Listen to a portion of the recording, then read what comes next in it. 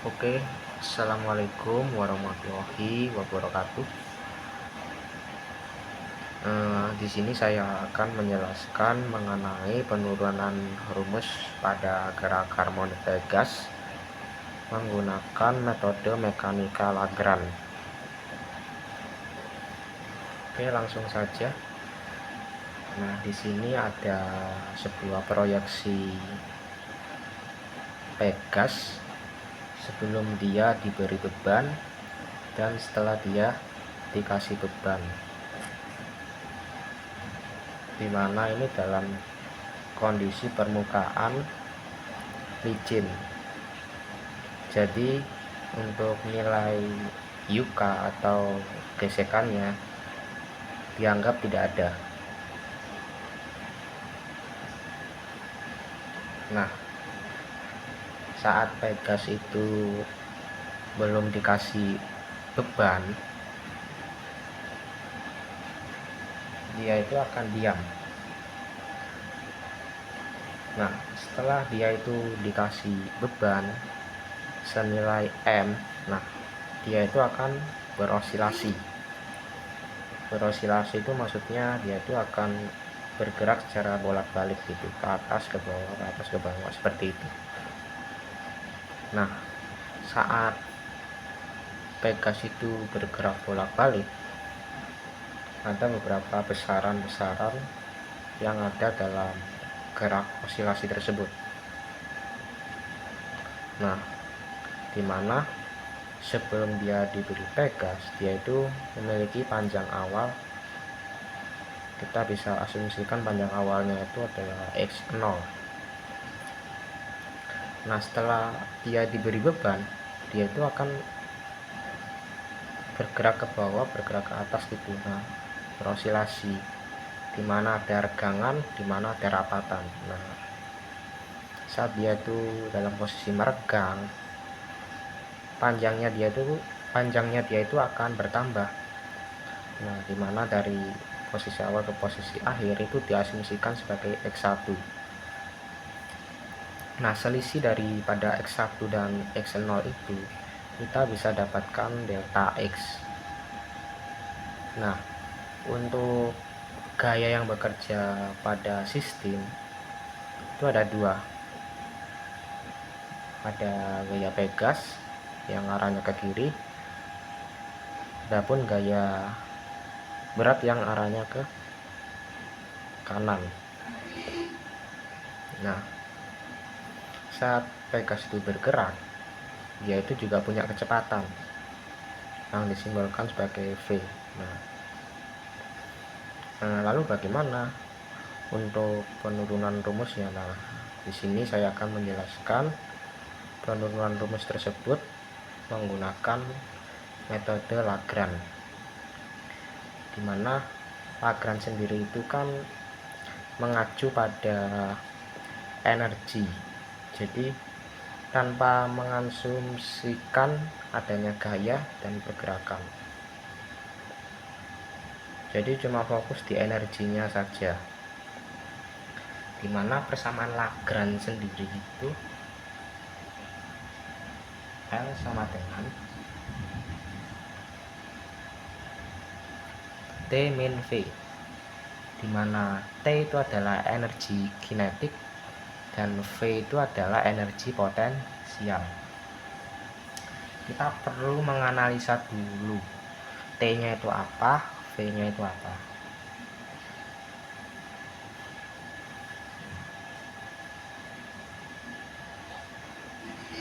Nah, T itu adalah energi kinetik pada Pegas. Energi kinetik selalu dipengaruhi oleh kecepatan. Nah, kecepatannya dia itu kan V. Nah, kita bisa tuliskan setengah mv kuadrat. Nah, dalam mekanika kecepatan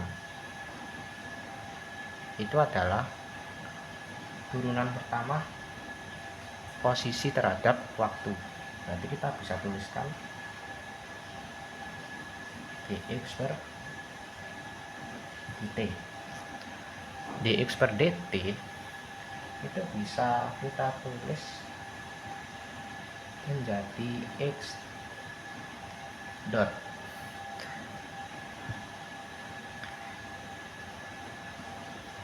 Jadi sama saja x dot dengan v, karena x dot itu kan turunan posisi terhadap waktu. Nah, berarti kita bisa tulis t sama dengan setengah m dikalikan x dot kuadrat. Nah, nilai ini setara dengan nilai yang di atas, dimana setengah mv x dot kuadrat itu sama dengan setengah mv kuadrat. Oke, untuk energi kinetiknya sudah ketemu, kita lanjut ke energi potensial. Energi potensial disimbolkan dengan V. V besar ya, kalau V kecil itu kecepatan. Nah, bagaimana untuk energi potensial pada Pegas?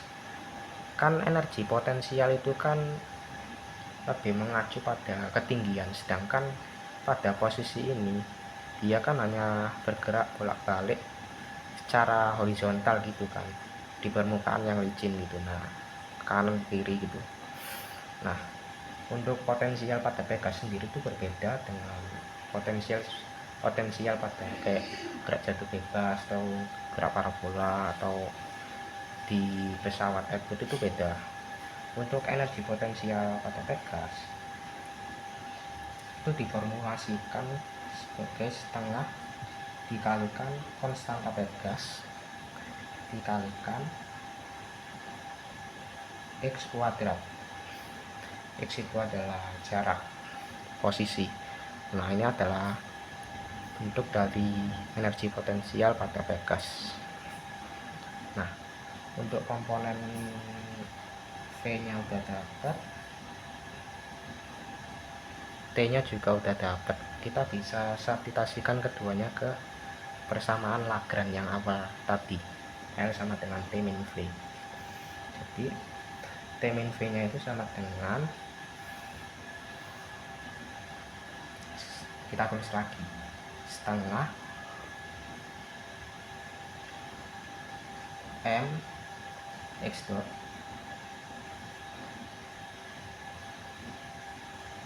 dikurangi setengah K dikalikan x kuadrat.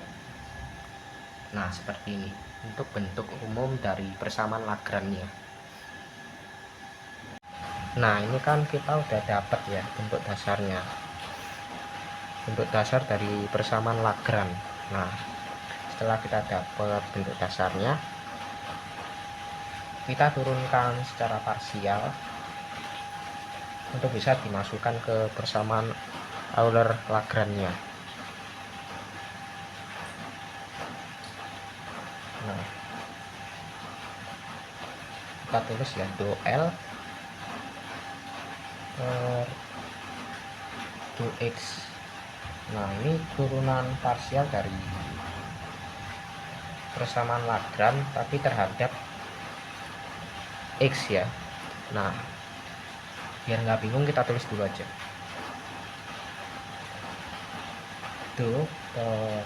do X. Nah, L nya kan yang ini tuh yang panjang, kita masukin aja dulu.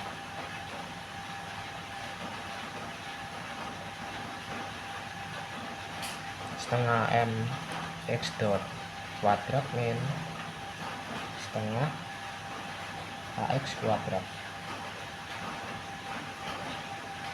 Nah, seperti ini. Nah, karena ini turunan parsial terhadap X, berarti kita perlu menganalisa bagian mana yang terdapat variabel X. Nah, itu bakal kita turunkan. Nah, karena yang ada komponen X itu kan ada pada komponen potensialnya. Nah, sedangkan pada kinetiknya dia itu tidak mengandung unsur X. Maka kalau kita turunkan, kinetiknya itu bakal habis atau bernilai 0. Nah, jadi kita nggak perlu nulis lagi, cukup kita fokus di setengah kx kuadrat. Nah, itu kita turunkan terhadap X. Nah, turunan terhadap X itu apa? Nah, karena turunan berarti pangkatnya min 1, terus pangkat itu maju ke depan. Nah, setengah dikalikan 2, 1 kalikan K. Nah, tadi kan pangkatnya dikurangi 1, berarti kan X pangkat 1, berarti K dikalikan X sama dengan KX. Jangan lupa di sini kan ada lambang minus ya. Nah, harus teliti banget ini. Kita bisa tulis bahwa turunan parsial L terhadap X itu didapat min KX. Nah, kita udah dapat do L per do X nya. Nah, komponen berikutnya kita harus mencari D per dt dikali do L per do X dot. Nah, kita masukkan dulu aja komponennya biar enggak bingung. Pelan-pelan. Sorry ya, ini do ya. Do X dot, do per do X dot. Nah, kita tulis lagi setengah M X dot kuadrat min setengah KX kuadrat. Nah, seperti ini. Berarti sama dengan D per dt kurung. Nah, kita fokus yang ada di dalam ini. Kita bakal turunkan secara parsial terhadap X dot. Nah, sama seperti tadi, yang ada komponen X dotnya itu yang bakal kita turunin. Karena yang ini nggak ada, si potensialnya ini nggak mengandung unsur X dot, berarti nilainya 0 atau habis. Dan ini nilainya bakal kita turunkan. Berapakah turunan dari setengah mx dot kuadrat jika diturunkan terhadap X dot? Ini kan bentuknya kayak hampir mirip ya yang kayak tadi, cuma ini positif, berarti hasilnya adalah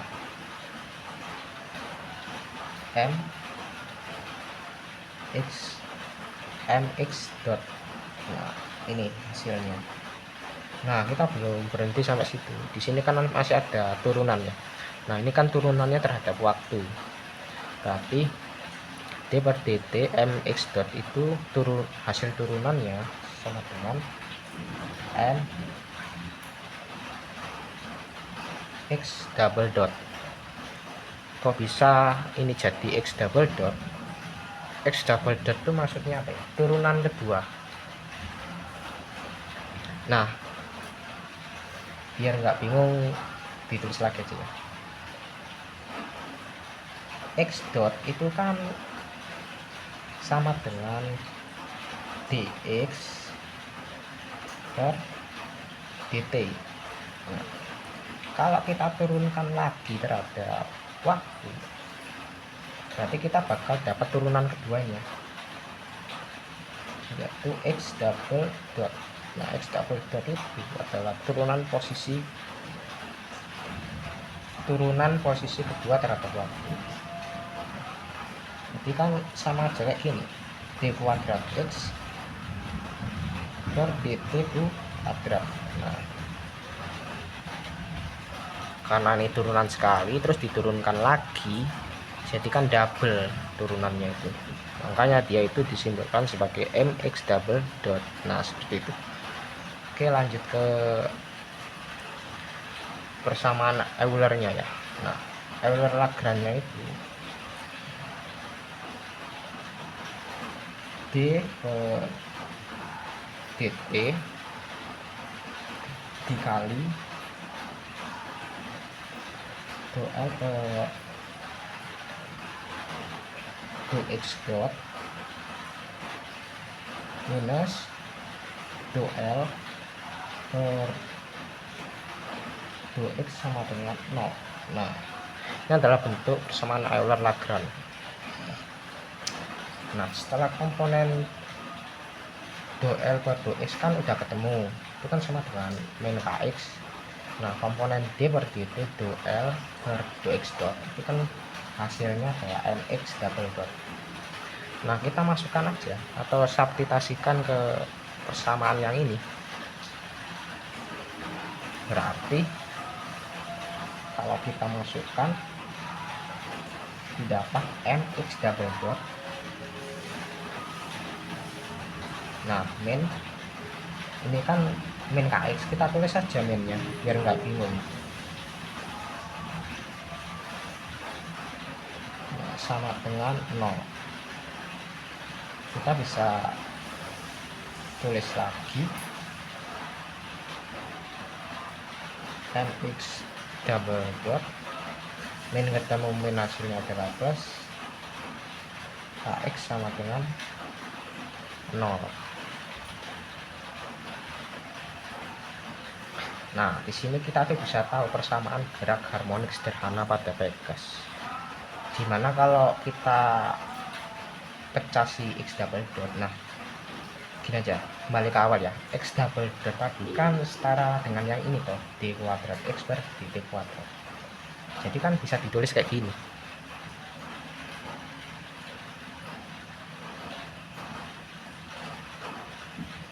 m dikalikan d kuadrat x per dt kuadrat plus kx sama dengan 0. Nah, kedua komponen ini bakal kita kalikan per m. Kita kali per m, ini kita kali per m, maka hasilnya tinggal d kuadrat x per dt kuadrat plus ini kita kalikan per m jadi k per m dikalikan x sama dengan 0. Nah, ini adalah bentuk dasar dari gerak harmonik Pegas sederhana. Nah, dari sini kita bisa tahu periodenya itu berapa, frekuensinya itu berapa.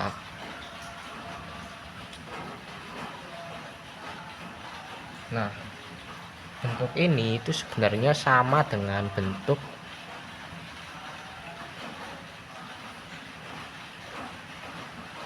kalau kita ingat turunan parsial itu sama dengan kayak gini.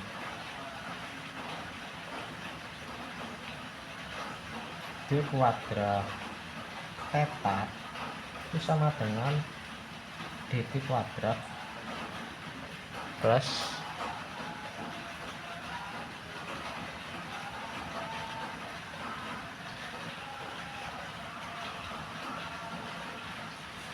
w kuadrat theta. Nah, sama dengan itu sama. Nah, sehingga untuk mencari periode kita tinggal ngebandingin aja bahwa omega kuadrat itu kan nilainya sama dengan k per m. Nah, kita kan bisa tulis lagi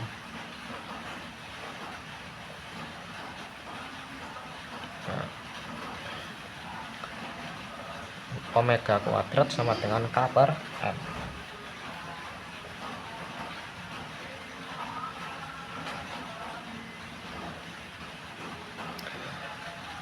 Nah, omega sendiri itu nilainya apa? Kita tahu bahwa omega itu sama dengan 2pi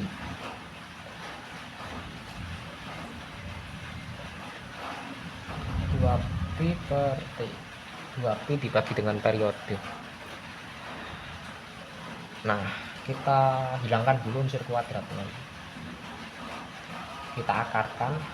Akar dari w kuadrat adalah w, akar dari k per m adalah akar k per m ya. K per m, nah seperti ini. Karena omega adalah 2pi per T, jadi kita substitusikan aja 2pi per T itu sama dengan akar daripada k per m.